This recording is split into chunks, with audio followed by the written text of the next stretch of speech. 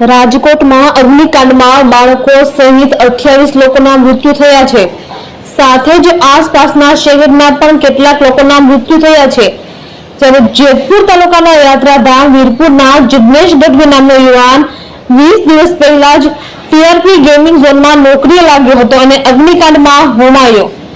મૃતક જિગ્નેશ જ્યારે ગેમિંગ ઝોનમાં આગ લાગી ત્યારે અન્ય લોકોને બચાવવા માટે ગયો હતો અને તે સમયે બ્લાસ્ટ થતા જિગ્નેશનું મૃત્યુ થયું હતું।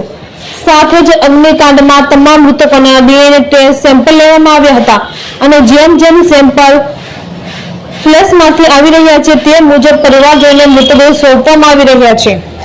ત્યારે મૃતક જિગ્નેશ ગઢવીનું પણ ડીએનએ સેમ્પલ મેચ થતા જિગ્નેશ ગઢવીના મૃતદેહને પરિવારજનોને સોંપવામાં આવ્યો હતો। પરિવારજનો દ્વારા જિગ્નેશ ગઢવીના મૃતદેહને યાત્રાધામ વીરપુર તેમના નિવાસ સ્થાને લાવવામાં આવ્યો હતો અને જ્યાં પરિવારજનો દ્વારા વીરપુર સ્મશાન ગૃહ ખાતે અંતિમ વિધિ કરવામાં આવી હતી।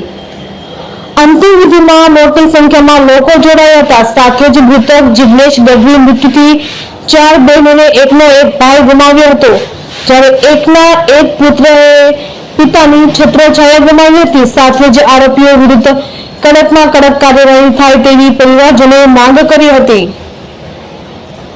રિપોર્ટર ભાગ્યેશ ડોબરિયા, વીરપુર। જિગ્નેશભાઈ મારા મામા થાય, મારું નામ ચિરાગ ગઢવી છે। ફર્સ્ટ ઓફ ઓલ જ્યારે જિગ્નેશભાઈનો અમે પહેલો વિડીયો જોયો ત્યારે જિગ્નેશભાઈ એમ કહેતા હતા કે તમે અહીંથી બહાર વહી જાઓ, અહીંયા આગ લાગશે, એવું જિગ્નેશભાઈ કહેતા હતા। પછી ત્યાંથી એને એક ભાઈએ બીજા ભાઈએ જે મેનેજર કે કોઈ બી હશે અમે એને નથી ઓળખતા, એ ભાઈ એમ કીધું કે જિગ્નેશભાઈ તમે ઉપરથી દરવાજો ખોલો। એટલે જિગ્નેશભાઈ 2-4 છોકરાઓને તો બહાર ધક્કો મારીને ગાડી મૂક્યા, પછી ઉપર એ દરવાજો ખોલવા ગયા, બીજા માણસોને બચાવ કરવા ગયા ને એમાં જિગ્નેશભાઈનો અંદર બ્લાસ્ટ થયો પેટ્રોલનો, એમાં જિગ્નેશભાઈ ફિટ થઈ ગયા છે અને રસ્તો પાછો જે તે ટાઈમે દરવાજો પાછો બંધ થઈ ગયો એટલે જિગ્નેશભાઈ ઉપર ફિટ થઈ ગયા। પહેલાં એ લોકોએ તો 7-8 જણાના ધક્કો મારીને બહાર કાઢી મૂક્યા। એ સિવાયની પબ્લિક જીને જોવા આવી હતી, વિડીયો ઉતારવા આવી એને જિગ્નેશભાઈ આમ ધકેલીને પાછા કાઢી મૂક્યા કે તમે આગળ વયા જાવ, અહીંયા બ્લાસ્ટ થાય। પછી જિગ્નેશભાઈ ઉપર નાના નાના છોકરાઓ હતા એને બચાવવા માટે ઉપર ગયા અને પછી આ દુર્ઘટના બની।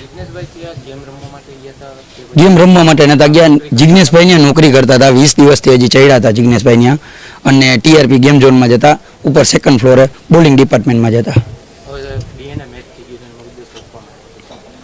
શું કહે સાહેબ, એના જે આખા ઘર ઉપર તો અત્યારે આપ ફાઈટ એવી પરિસ્થિતિ છે, કેમ કે એના ઘરમાં 5 દીકરીઓ, એક એની વાઈફ, એનો સન છે 10 વર્ષનો, એના મમ્મી છે એ બી અત્યારે વિડો છે અને એની બી અત્યારે તકલીફ દવા છે, દવા ચાલુ છે। એના ઘરમાં એકને એક કમાવાવાળો માણસ હતો આ, અને એક હેન્ડીક્રાફ્ટ છે જે બેન, એ સમજો કે જન્મથી જ હેન્ડીક્રાફ્ટ છે, 20-22 વર્ષના છે, એનું આખું ઘર ગુજરાત જિગ્નેશભાઈ ઉપર ચાલતું હતું। સાહેબ અમારો તો જેવો ભાઈ વયો ગયો બરાબર, હવે એને અમે દોષી ઉપર, અમે એક સામાન્ય માણસ એને, પણ આમાં અમે એવું કહેવા માંગીએ છીએ કે જે તમે બી પરિણામ જે આનું જે સંચાલકો છે કે એની પર કડકમાં કડક કાર્યવાહી કરવામાં આવે, જેનાથી આજે ફેમિલીના બધી લાગણીઓ દુભાણી છે। અત્યારે કારો કોપ રહે સાહેબ, તમે જોવો તો ખરા।